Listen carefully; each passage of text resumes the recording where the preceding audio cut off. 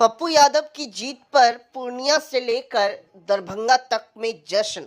जी हां, दरभंगा में खिलाए गए लड्डू, बांटा गया लड्डू। तो वही पूर्णिया लोकसभा चुनाव में पप्पू यादव की यह जीत बता रहा है कि अकेला एक सब पर भारी। डॉक्टर मुन्ना खान ने प्रेस वार्ता की। प्रेस वार्ता में जमकर कार्यकर्ताओं के बीच में लड्डू बांटा। अपने वार्ड के लोगों के बीच में, गरीब लोगों के बीच में उन्हें लड्डू खिलाई गई। जश्न का माहौल देखा गया दरभंगा में। वहीं जहां कई पार्टियों के दिग्गज नेता पूर्णिया में कैंप कर रहे थे, तो वही जनता के सेवक पूर्व सांसद पप्पू यादव भारी मतों से विजय हुए हैं।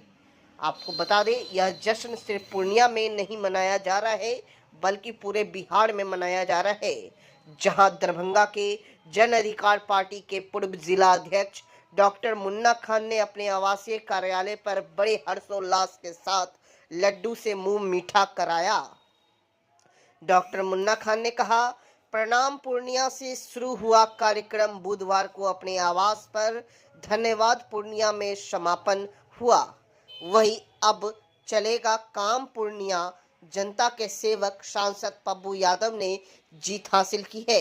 यह पूर्णिया की जनता की जीत है। जिस तरीके से कहीं भी कुछ भी होता है तो बिना जाति धर्म देख पप्पू यादव पहुंचते हैं। जीत के बाद भी पप्पू यादव पहुंचेंगे। उनका सेवा दल भी जनता की सेवा में आगे भी लगा रहेगा।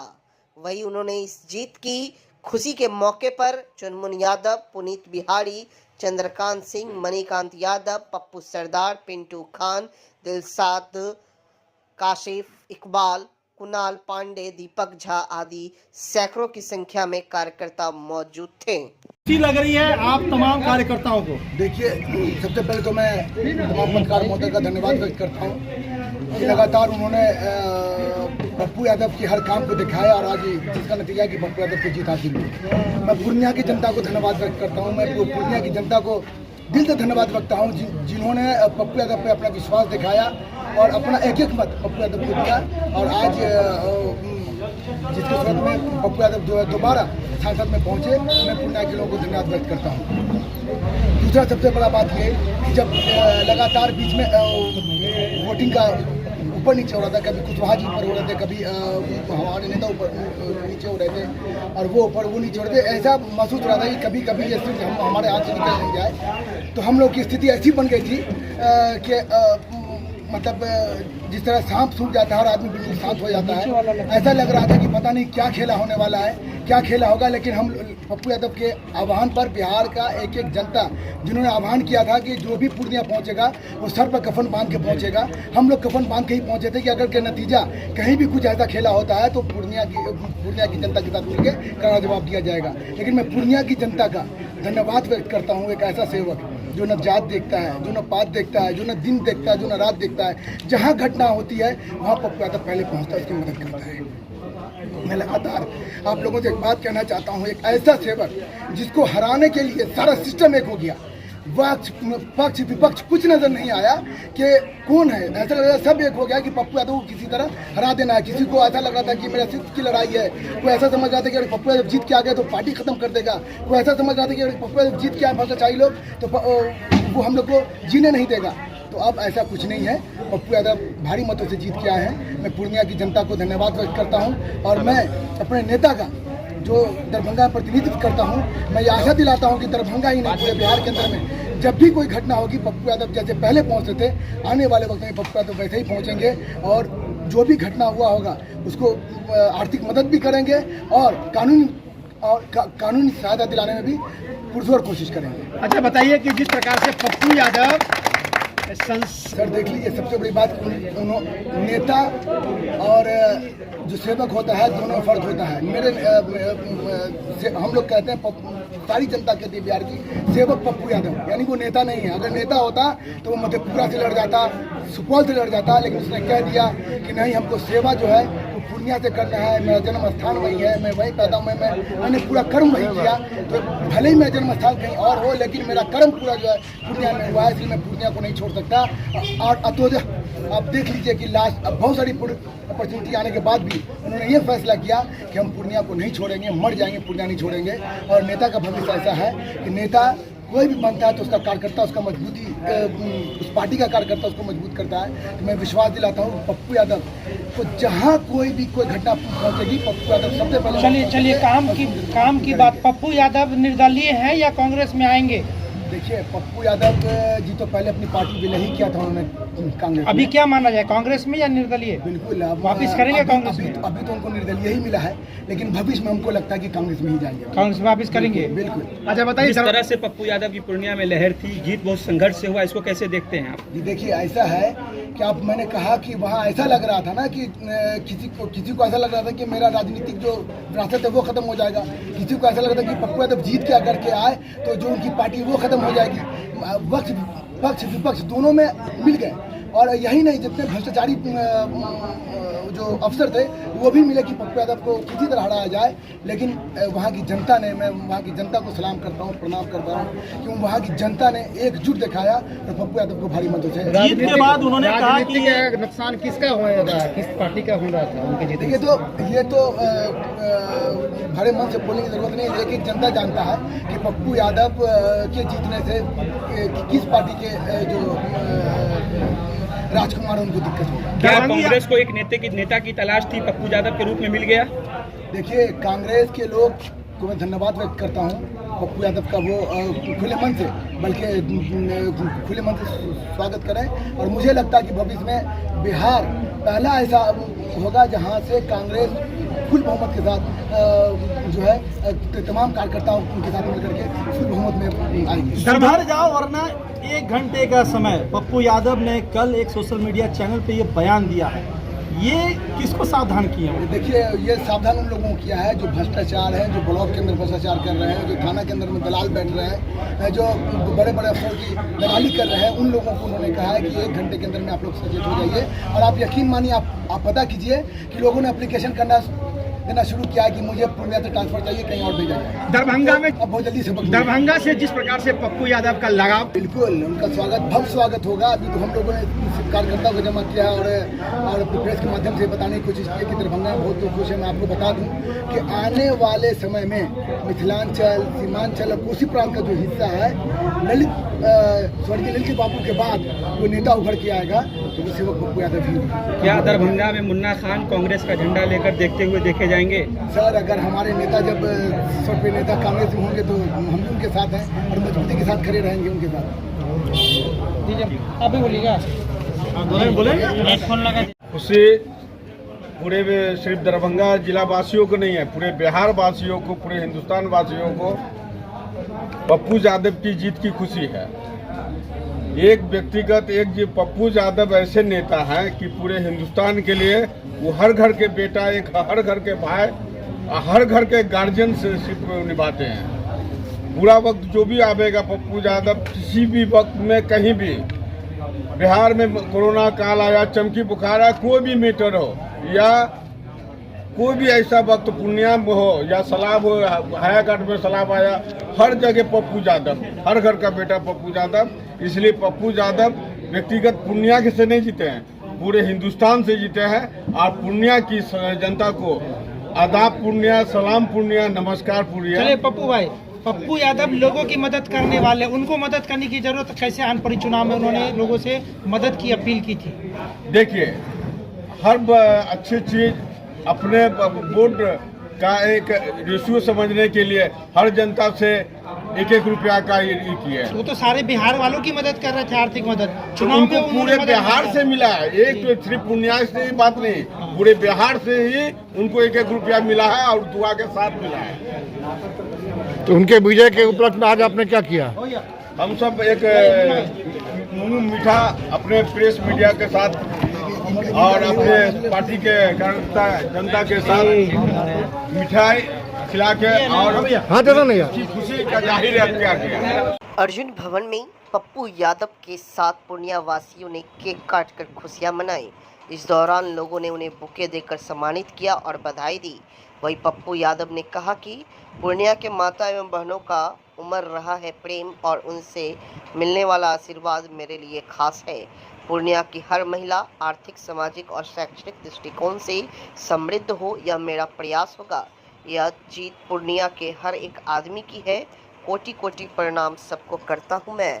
पप्पू यादव। नगर पुलिस अधीक्षक दरभंगा के द्वारा की गई जन सुनवाई। नगर पुलिस अधीक्षक दरभंगा के द्वारा प्रत्येक कार्य दिवस पर आम लोगों की समस्या की सुनवाई की जाती है तथा उनके शिकायत का त्वरित निष्पादन भी किया जाता है। इसी क्रम में कमतौल थाना में 1, नगर थाना 2, हयाघाट थाना 4, बहादुरपुर थाना 4, अशोक पेपर मिल थाना 1, लहरियासराय थाना 2, जाले थाना 1, सिमरी थाना 1, सदर थाना 1, केवटी थाना 2, सोनकी थाना 1 कुल 20 फरियादियों की समस्या की सुनवाई की गई तथा उनके निराकरण हेतु संबंधित को आदेशित किया गया।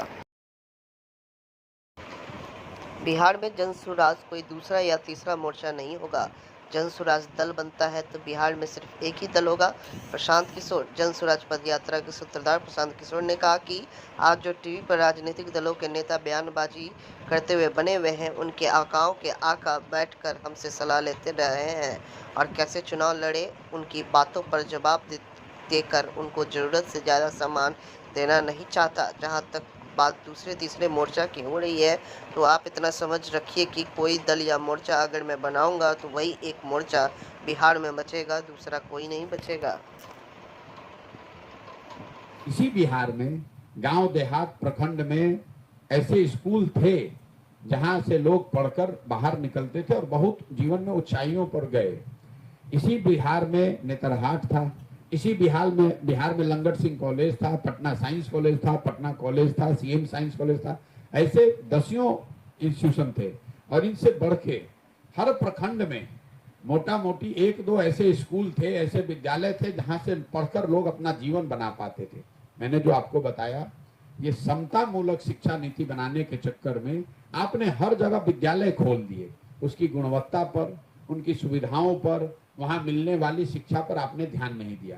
तो अगर इसको सुधारना है तो हम लोगों को हर गांव में विद्यालय बनाने के बजाय, विद्यालय को बच्चों तक पहुंचाने के बजाय बच्चों को विद्यालय तक पहुंचाने की व्यवस्था बनानी पड़ेगी।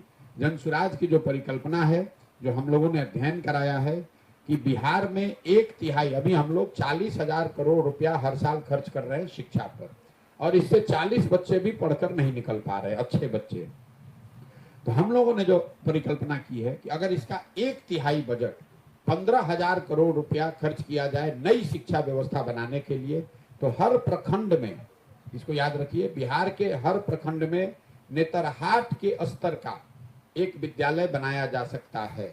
और अगर हर साल आप हर प्रखंड में एक विद्यालय बनाएंगे तो हम लोग जो मैपिंग कर रहे हैं, प्रखंड में अगर 5 अच्छे विद्यालय बना दिए जाएं और बस से या गाड़ी से बच्चों को ये सुविधा दे दी जाए कि वो वहां आए, तो 5 विद्यालय 5 साल में बन जाएंगे और धीरे धीरे आप एक नई शिक्षा व्यवस्था को बना पाएंगे। आप जब दिल्ली में जाते हैं, बड़े शहरों में जाते हैं, तो विद्यालय आपके घर के बगल में नहीं है। विद्यालय आपके घर से 10 किलोमीटर दूर है, 15 किलोमीटर दूर है, और आपके बच्चे वहां पढ़ने कैसे जाते हैं? स्कूल बस आता है, स्कूल बस में बच्चे बैठते हैं और विद्यालय तक जाते हैं। अगर आप बिहार के प्रखंडों को ठीक से अध्ययन करेंगे तो आपको पता चलेगा कि अगर 5 विद्यालय अच्छे बना दिए जाएं हर प्रखंड में, तो किसी भी गांव के बच्चे को 10 किलोमीटर से ज्यादा ट्रेवल करके अपने विद्यालय में नहीं जाना पड़ेगा। तो बजाय इसके कि हर गांव में आप स्कूल बनाएं, आप 5 अच्छे विद्यालय अगर प्रखंड में बना दें और गांव में, पंचायत में बच्चों को सुविधा दे दें कि वो सरकारी बस से, स्कूल बस से अपने स्कूल में आए। 5 अच्छे विद्यालय अगर प्रखंड में बना दें और गांव में, पंचायत में बच्चों को सुविधा दे दें कि वो सरकारी बस से, स्कूल बस से अपने स्कूल में आए, वहां पढ़ें और पढ़ के वापस जाएं, वो मेरी समझ से शिक्षा के क्षेत्र में एक बड़ा और महत्वपूर्ण कदम होगा। क्योंकि सिर्फ बिल्डिंग बनाने की बात नहीं है। जैसे अभी सरकार का जो प्रयास चल रहा है, जो अभी अधिकारी आए हैं, सब शिक्षक को वहां बैठा दीजिए, आप उनको पनिशमेंट दे दीजिए। अरे भाई, शिक्षक वहां बैठ भी जाए तो उसको पढ़ाने के लिए आप कैसे मजबूर करेंगे?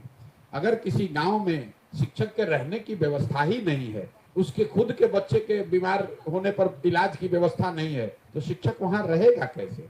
यही पूरे में शिक्षा और स्वास्थ्य दोनों ही क्षेत्र में, जो पूरे विश्व में हमने देखा समझा कि बजाय इसके कि आप हर जगह अस्पताल बनाएं, आप 2 ही अस्पताल बनाएं, 4 अस्पताल अच्छा बनाएं और एम्बुलेटरी केयर से पूरे जनसंख्या को उससे जोड़ें, वो ज्यादा बेहतर व्यवस्था है, बजाय इसके कि हर गांव में पीएचसी बना दें जहां भैंस, गाय और बकरी घूम रही है। अगर आप 4 अच्छे अस्पताल भी, 5 अच्छे अस्पताल भी एक जिले में बना दें और एम्बुलेटरी केयर बना दें, लोग फोन करें, एम्बुलेंस वहां पहुंचे, उनको उठाकर अस्पताल में लाए, वो ज्यादा बेहतर व्यवस्था है।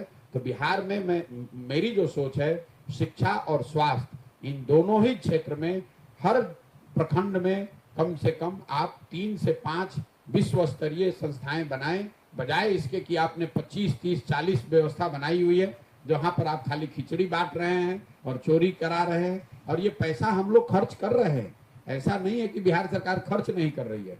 शिक्षा का बजट 40,000 करोड़ का है बिहार का, 40,000 करोड़ रुपया इस बिहार सरकार में खर्च हो रहा है शिक्षा पर, और आप स्कूलों की दशा देख लीजिए क्या है। दरभंगा डीएमसीएच उत्तर बिहार का सबसे बड़ा सरकारी अस्पताल, वही इन दिनों मरीजों की भारी भीड़ उमड़ रही है अस्पताल में। यह तस्वीर है दरभंगा डीएमसीएच के ऑडिटोर की, जहां बुधवार को मरीजों की भारी जनसंख्या चारों ओर देखने को मिला। जहां पूजा कटाने वाले काउंटर से लेकर डॉक्टर के चैम्बर से लेकर दवा प्राप्त करने वाले काउंटर इत्यादि जगहों तक चारों ओर मरीजों का लगा रहा भीड़।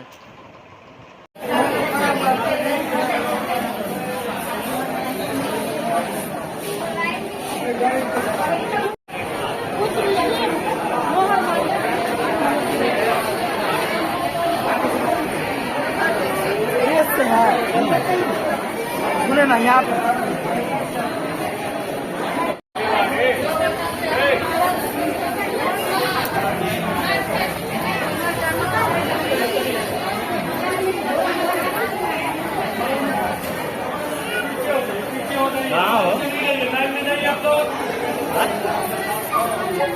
गेटे पर खड़े खड़े में क्या है, दवाई वाले काउंटर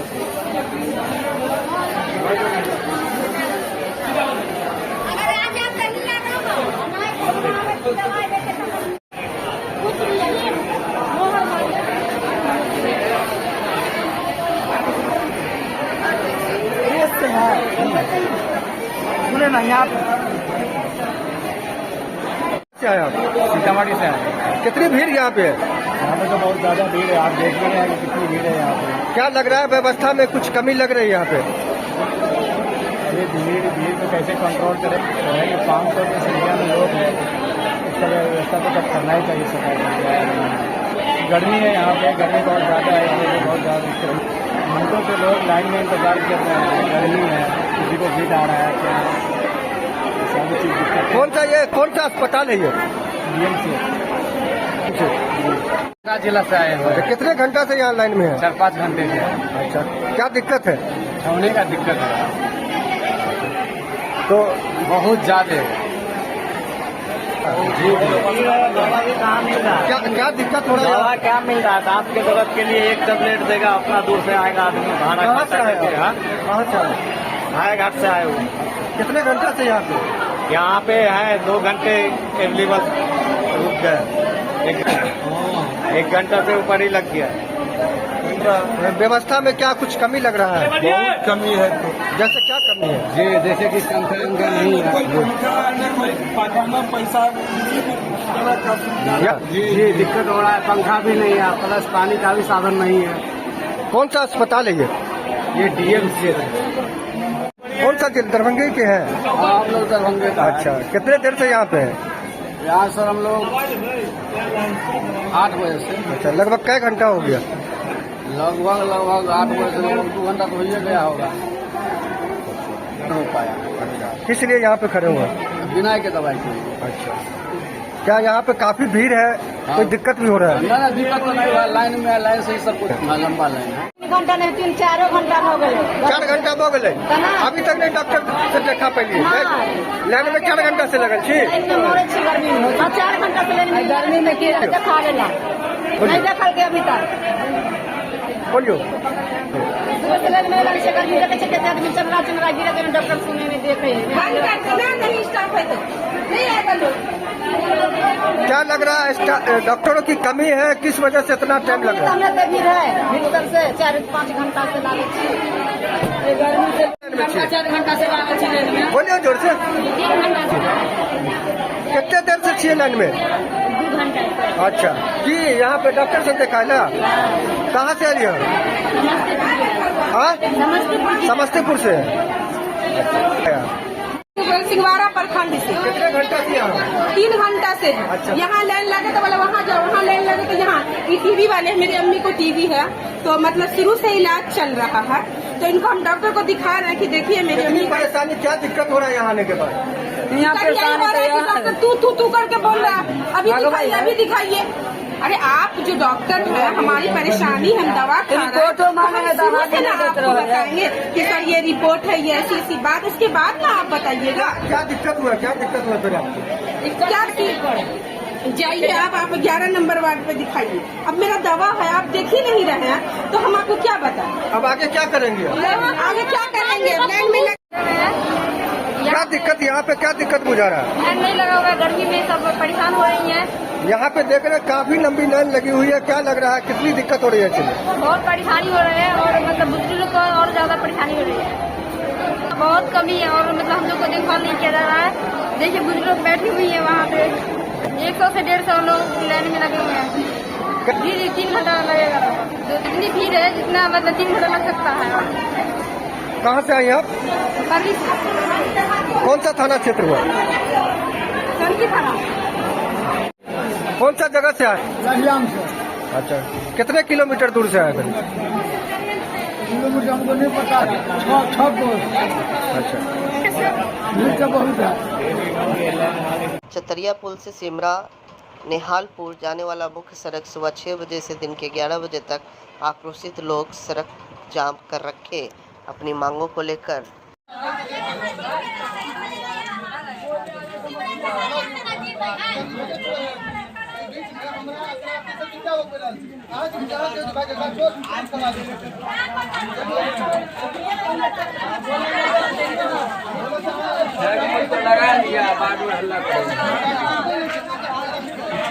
आप जो पानी निकल जाता था, पानी कहीं से नहीं निकलता था। पानी सूख गए तब अगर भरल नहीं दे रहा तो हम लोग वीडियो को अच्छा लग रहा है।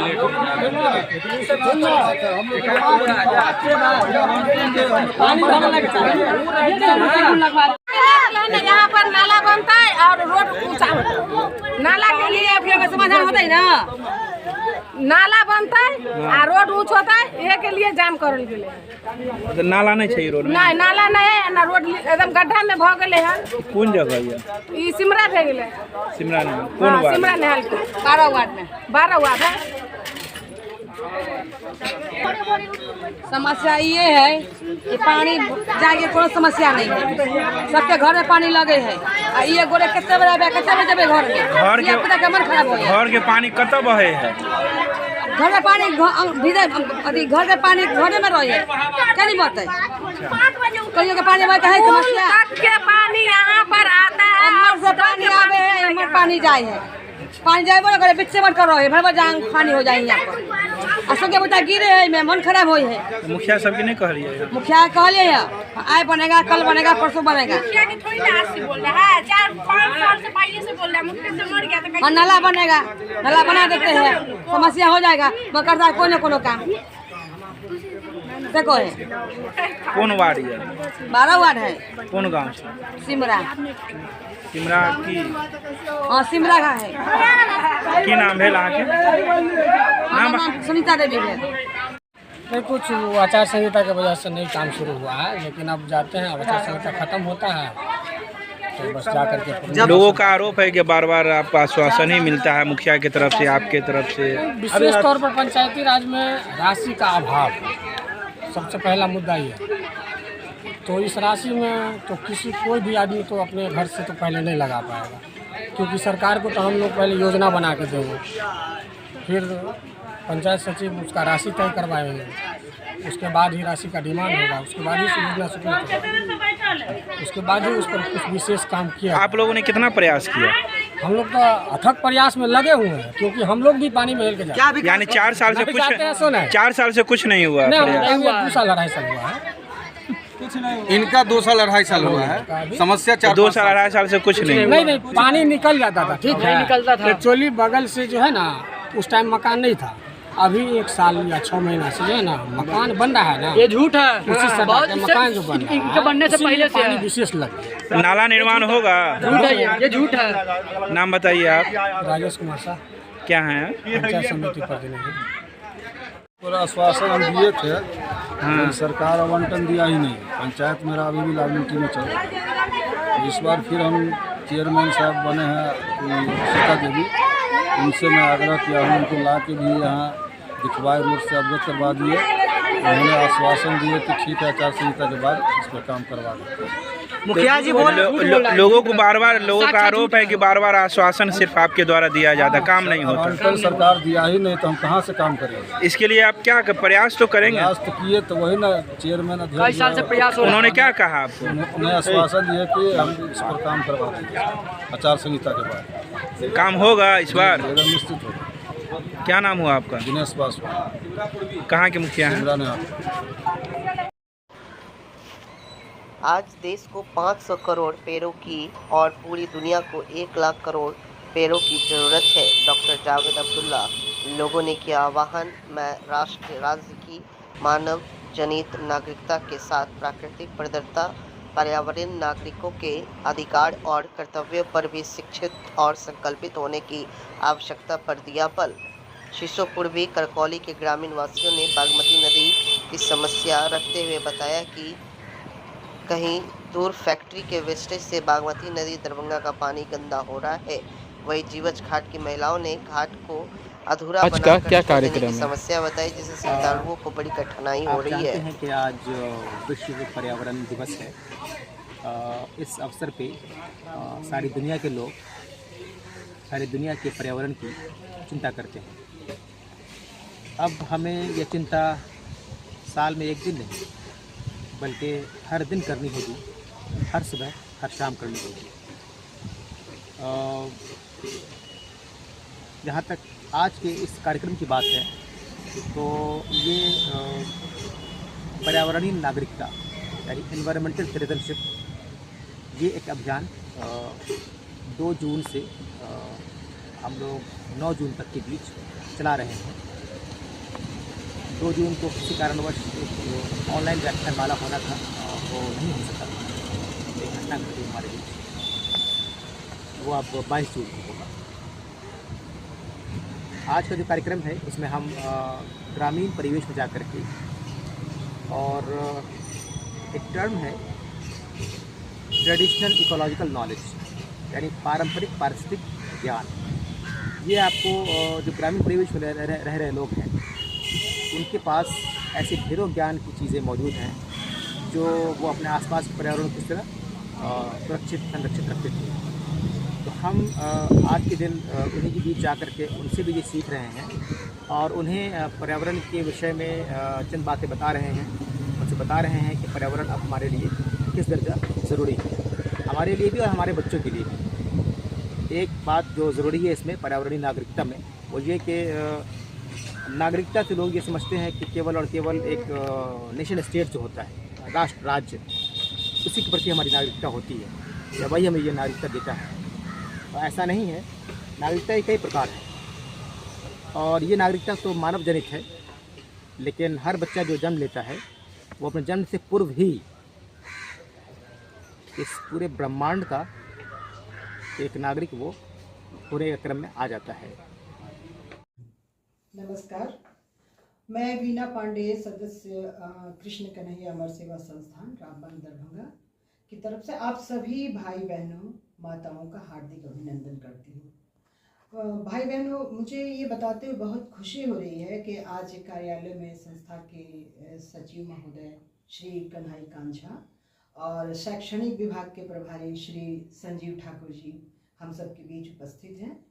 और मैं आपको ये बताना चाहती हूँ कि हमारी संस्था कृष्ण कन्हैया अमर सेवा संस्थान महिला सशक्तिकरण के अंतर्गत विभिन्न प्रकार के कार्यक्रमों का संचालन कर रही है और हमारा एकमात्र लक्ष्य है आप माताओं बहनों को उच्च शिक्षा देकर उन्हें रोजगार के लिए प्रेरित करना, उन्हें स्वरोजगार का अवसर प्रदान करना और हर तरह से उन्हें आर्थिक सहायता प्रदान करना। भाई और बहनों, मैं ये बताना चाहती हूँ कि हमारी संस्था रोजगार के तहत विभिन्न प्रकार के कार्यक्रम का संचालन कर रही है।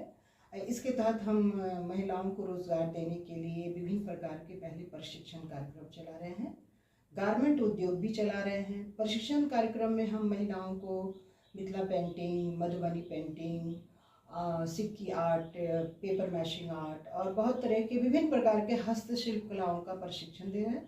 उसके उपरांत हम उन्हें अपने यहाँ रोजगार भी देते हैं और उन्हें स्वरोजगार के लिए विभिन्न प्रकार के कुछ सीमित मात्रा में आर्थिक सहायता भी प्रदान करते हैं। नमस्कार, मैं संजीव ठाकुर, मैं मैनेजमेंट प्रोफेशनल हूँ। मैंने 27 इयर्स अब्रॉड काम किया, यूएई में मैंने काम किया है और आज मैं nursing and paramedical education institution जो है Krishna Kanhaiya nursing and paramedical education institute, उसको मैं हेड कर रहा हूँ।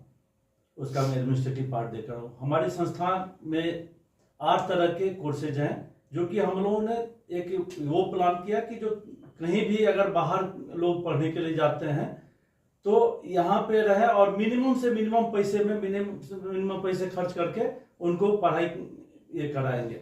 जिसमें हम लोग 8 तरह के कोर्सेज अभी प्रेजेंटली रखे हुए हैं।